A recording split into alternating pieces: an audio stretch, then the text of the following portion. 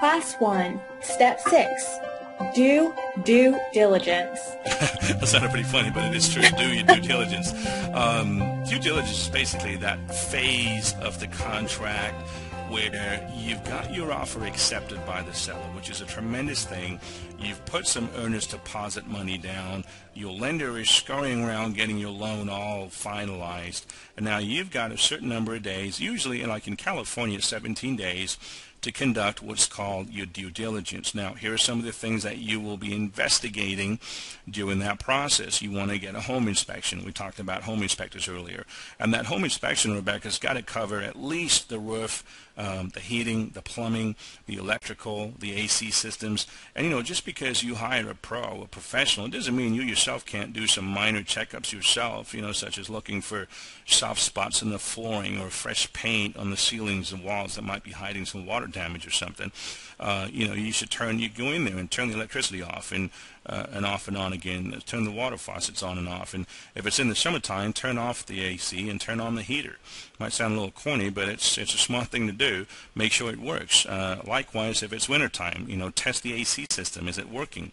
Go down to the basement, look for any water on the floor, or see if the hot water heater looks rusted or cracked. A little diligence before you start negotiations could actually save you a lot of time and effort, but your home inspection is one of those due diligence acts that you just have to do. Well, that also goes into deciding whether or not you're paying too much for the property, or if it's, you know, you're willing to outweigh the pros and cons of picking a house. Absolutely right, Rebecca. You know, the home inspection will tell a lot, and at the end of the home inspection, one of the two things is going to happen. You're going to feel that much better that you're going into contract on this home, or you're going to feel that either the home's overpriced, or you're going to feel a little more settled if the seller were to repair certain things. If the seller refuses to repair certain things, you've still got the prerogative to deal with those things yourself, but you just really have to get a home inspection. One of the next things that you want to look at to finish up your due diligence is the appraisal.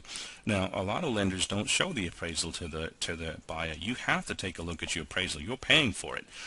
Take a look at that appraisal and see if the comparables support the price that you're paying. The appraiser is going to use certain comparable sales close to that property you're buying, and you want to take a look at those comparables. Do they make sense? Does the appraiser mention any inadequacies, such as maybe an unpermitted addition, or maybe some roof problems, or is the appraiser even calling for repairs? Make sure that as soon as the appraisal report's completed, you get a copy from your lender. What is an appraisal?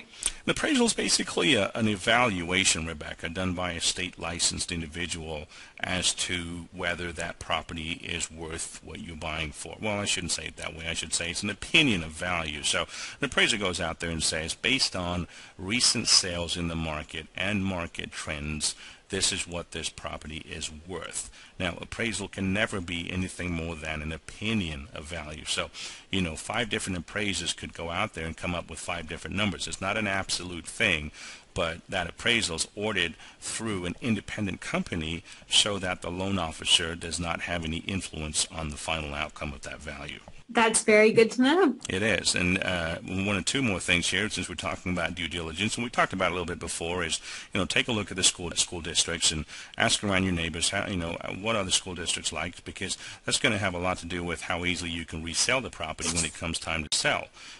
We talked about sex offenders. You know, there's a lot of databases available where you can go in and check to see if you're looking to buy something close to where a sex offender might live.